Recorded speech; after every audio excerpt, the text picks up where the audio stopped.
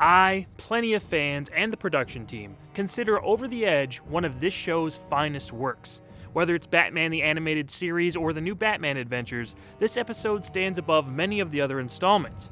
Its focus on these characters in an impossible situation is unforgettable and made it a total classic. I dare say it could possibly be the very best episode in this new era of the series. Batgirl is dead, killed at the hands of the Scarecrow. She was unmasked in her final moments, revealing the face of Barbara Gordon to her father, Commissioner James Gordon. Shocked, betrayed, and broken, the Commissioner focuses all of his anger on Batman, claiming he's responsible for his daughter's death. The manhunt begins from there.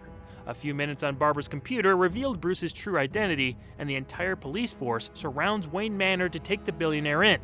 Now on the run, Batman, Robin, and Nightwing hide out, as Gordon learns he may be fired from the GCPD for his daughter's involvement with the Bat family. This leads the Commissioner to recruit a dangerous adversary from the Dark Knight's past, as the grieving father crosses almost any line to bring in the man who he blames for the death of the one closest to him. There are so many things about these 21 minutes that work to perfection.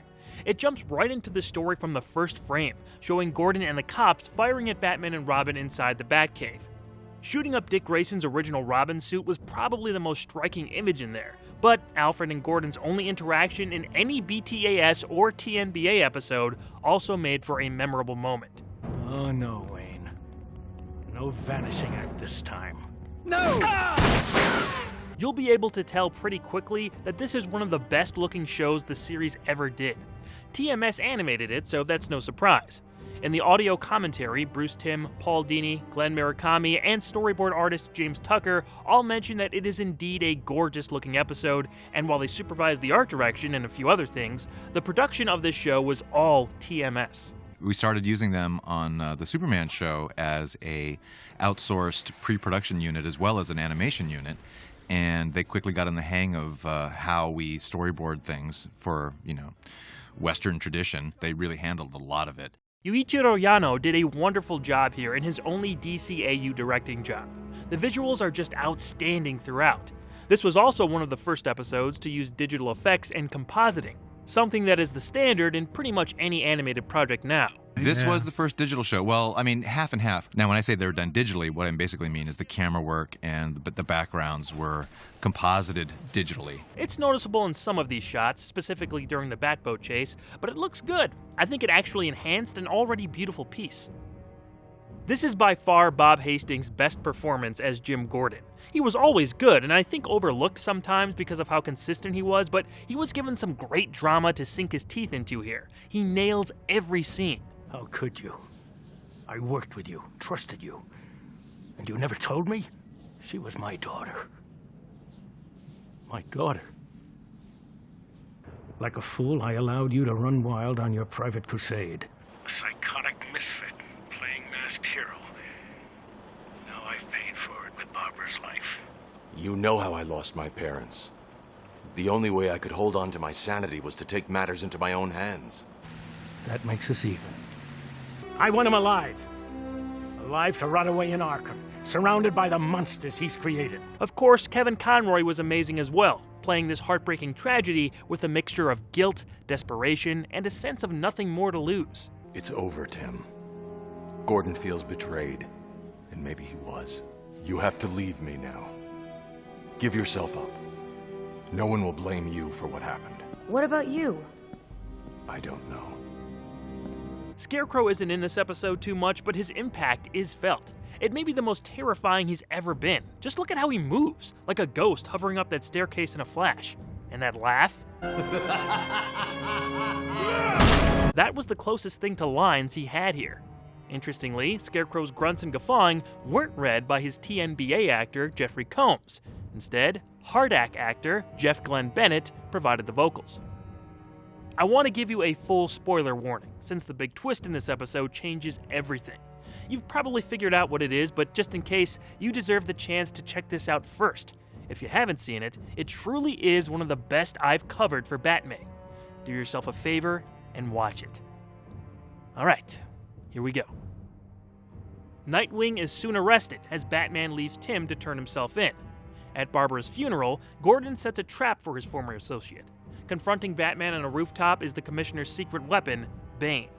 The pair battle high above Gotham streets until the Caped Crusader falls into Gordon's sights on top of the police headquarters. Breaking their deal, Bane tries to kill the Dark Knight and leaves the Commissioner hanging off the rooftop ledge. Batman is able to overcome the venom-fueled beast and pulls up a reluctant Jim Gordon from his deadly dangle.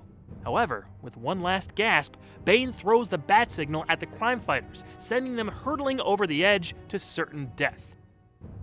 Just then, Barbara Gordon jolts awake. She's recovering in the Batcave from a heavy dose of Scarecrow's fear toxin. Her death in the following scenario was her worst nightmare come to life. She decides then and there she has to tell her father about her life as Batgirl to avoid that possible future. After cooking him dinner one evening, Barbara begins to tell Jim the truth, but he cuts her off. You're capable of making your own decisions. You don't need me to approve or even acknowledge them. And in this case, I can't. All you need to know is I love you. All of you. And that is all I have to say on the subject. The episode ends with a silent, yet loving understanding between father and daughter. Not the most unpredictable twist, I know, but that doesn't affect my enjoyment of the show. With Scarecrow involved and a major character's death happening right away, it would be hard to believe that this was the new status quo for the series.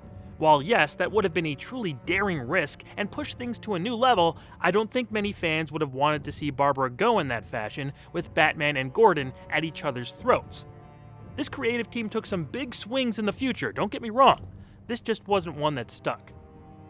While Over the Edge did feature the quote-unquote death of Batgirl and some pretty adult themes, the only censor's note from Kids WB was to change the shot where Barbara landed on her dad's cop car.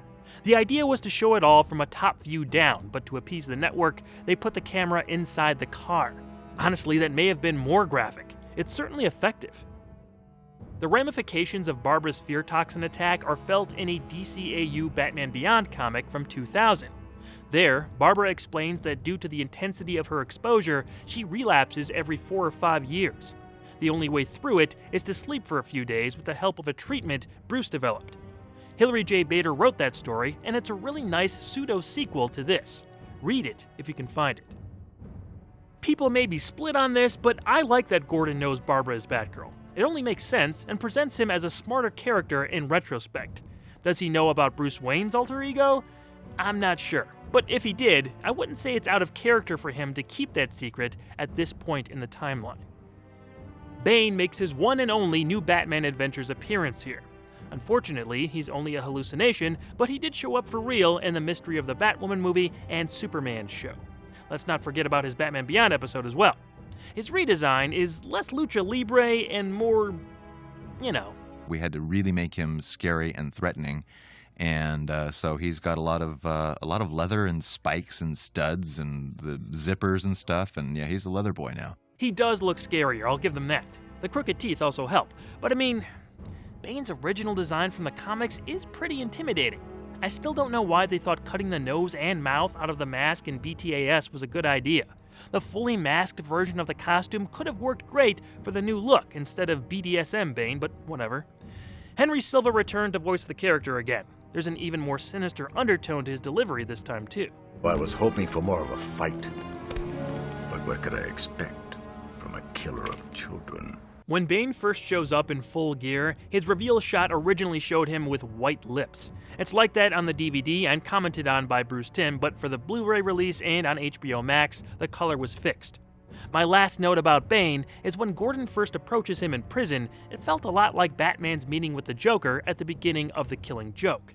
You hate Batman almost as much as I do. Help me get him and I can strike a deal on your sentence. Another pair of redesigned villains who pop up here are the Mad Hatter and the Riddler. They're in a talk show segment with Harley Quinn, Ventriloquist, Scarface, and this guy. If the bat's on a spree, Wayne must pay the fee. The whole bad guys blaming Batman for their crimes thing was covered well in the Season 2 episode Trial. Both Hatter and Riddler's new looks I don't like, especially Riddler. I'd have rather not seen him at all in TNBA than see the character revert to his skin-tight question mark leotard. Mad Hatter goes along with this style more, but I'm not a fan of the muted color scheme and size reduction.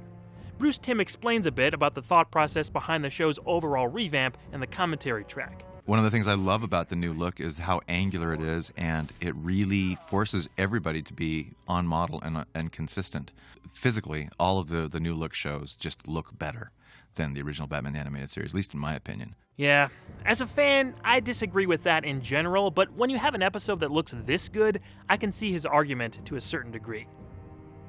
Writer Paul Dini mentioned in the same commentary that he had this idea for a long time, but was afraid to pitch it, thinking it would be turned down. It didn't get immediate support from the whole team, but producer Alan Burnett and Bruce Timm thought it was brilliant, and off it went to become an all-timer. What more is there to say? I love Over the Edge. It's probably still in my top 5 for the whole BTAS era. If it's been a while since you've seen it, watch it now. You'll get a taste of just how dark this night could get.